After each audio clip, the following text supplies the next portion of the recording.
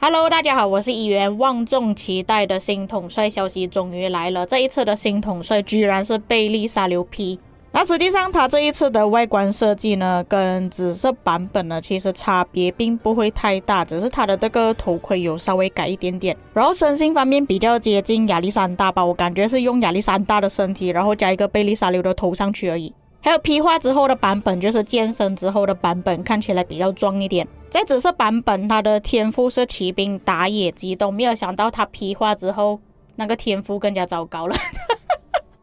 它的天赋是骑兵通用机动，通用跟机动这两个呢，是在天赋里面最烂的天赋之一。所以老实说，我个人是觉得还蛮失望的，我没有想到他的天赋居然设计到这么糟糕。这个就跟之前那个女骑兵是没有什么太大的差别，也是一样骑兵通用机动。不过我们先看一下他的技能介绍。那这一次官方是同时放出了英文跟中文版本，所以我就直接把这个中英文放在画面上。那首先贝利 P 它是属于单体统帅，然后它的技能特效是长这个样子的。其实跟紫色版本比较起来的话，会比较多特效一点。因为在紫色中，其实它的技能特效并不是这么明显，只是看到有几支弓箭射出去而已。所以比较起前面那几位统帅，他的技能特效其实并不是这么漂亮。首先，他的怒气需求是1000点，对目标造成一次直接伤害，伤害系数2400，并且使目标在接下来2秒内每秒失去50点的怒气，就是说总共是100点怒气啦。如果目标处于夹击状态，则对目标施加一个持续5秒的炸响效果，使其释放主动技能所需要的怒气点提升200点。那首先呢，其实从天赋上面我们就可以奠定这个统帅的主副将位置了，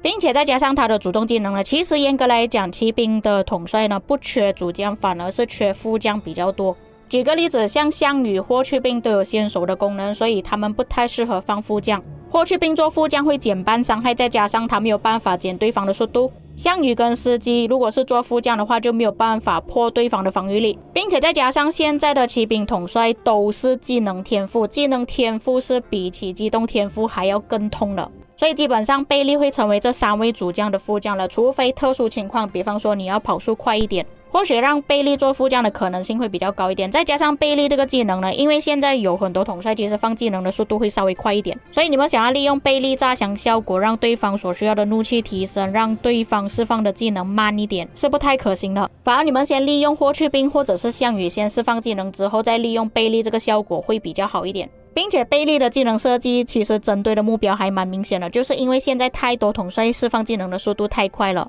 官方想要我们利用贝利让对方需要的怒气值多一点，让对方恢复怒气的速度慢一点。接着第二个技能，骑兵单位攻击力提升 30%， 行军速度提升 20%， 脱离战斗后5秒内骑兵单位行军速度提升 60%。 哇，这个统帅真的是在跑。那其实他这个技能也比较符合他原本的设计了，原本他就是机动型统帅，所以增加速度这个也算是正常。至于 30% 的攻击力提升也算是目前应该要有的数值，如果再提升 20% 的话，已经跟不上速度了。至于为什么要脱离战斗后5秒内才有行军速度提升呢？如果你们是用多个队伍来打仗的话，你们可以明显体会到骑兵的速度是真的很快。那假设说他没有限制在战斗脱离后5秒之内才有这个效果的话，他每一次来回拉扯的时候就会跑得比其他的队伍还要更快，所以设计成脱离战斗之后才有这个效果是比较合理的。第三个技能，骑兵单位防御力提升 25%， 在野外时每次基础攻击有 10% 的概率对目标造成一次直接伤害，伤害系数500，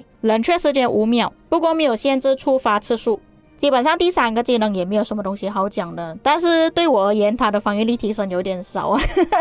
其实骑兵统帅比较缺防御力，如果他可以提升到 30%， 我会比较满意一点。第四个技能，受到技能伤害降低 10%， 进攻野外部队时，若目标兵力低于 80%， 则会造成技能伤害提升 35%。那老实说，其实他第四个技能会比较好一点，搭配霍去病使用的话，其实还蛮不错的。最后一个觉醒技能，如果目标处于夹击状态，夹击数到30，目标受到的所有伤害将会提升 6%。加级数到40，目标受到的所有伤害将会提升 9%， 加级数到50，目标所受到的所有伤害将会提升 12%。 那其实这个技能不一定要为期制才可以用到的，像是围要塞呀、打野仗的时候，或者是打集结部队的时候都可以用到。所以加级数要到5其实没有这么困难，尤其是你已经升满水晶科技的情况下，都已经有7队了，所以这个它所有伤害提升 12%， 基本上算是固定了。那我个人身为骑兵玩家，在我看了贝利沙流的技能之后，我觉得并没有我想象中这么好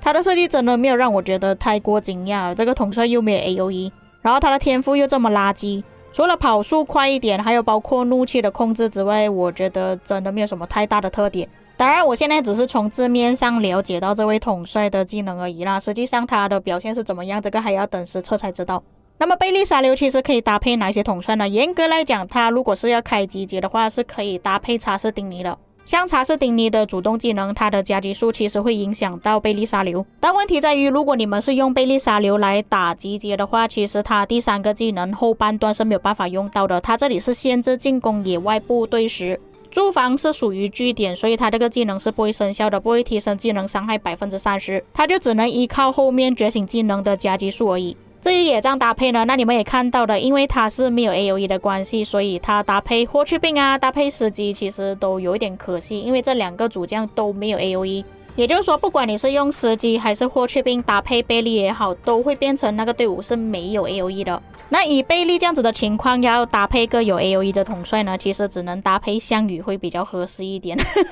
因为像我前面所说的一些要求，其实项羽都有达到，就比方说怒气它释放技能的速度会快一点，当项羽释放了技能之后，就可以利用贝利的主动技能让对方的怒气需要提升，并且再减少对方的怒气会比较好一点，再加上项羽有 AOE 嘛，然后他这里的技能伤害提升项羽可以用到，并且贝利是弥补了项羽本身的 debuff， 就是跑速会降低的问题。不过我相信大多数的玩家应该都是不太想要拿项羽出来了，因为项羽出去就是死路一条。那假设你真的是不想要用项羽搭配贝利的话，其实你要用司机或者是霍去病搭配贝利也是可以的。至于2个统帅搭配哪个效果会比较好呢？这个要等之后测试才知道。我个人是比较偏向于用霍去病搭配贝利啦。那基本上你想要用贝利这个队伍去攻打集结部队的话，其实是可以的。他的技能全部都是可以针对集结部队。不过换另外一个方面来想啊，如果用贝利去扫天的话，其实还是不错的。就比方说你用贝利搭配贞德，贝利搭配司机都是可以的。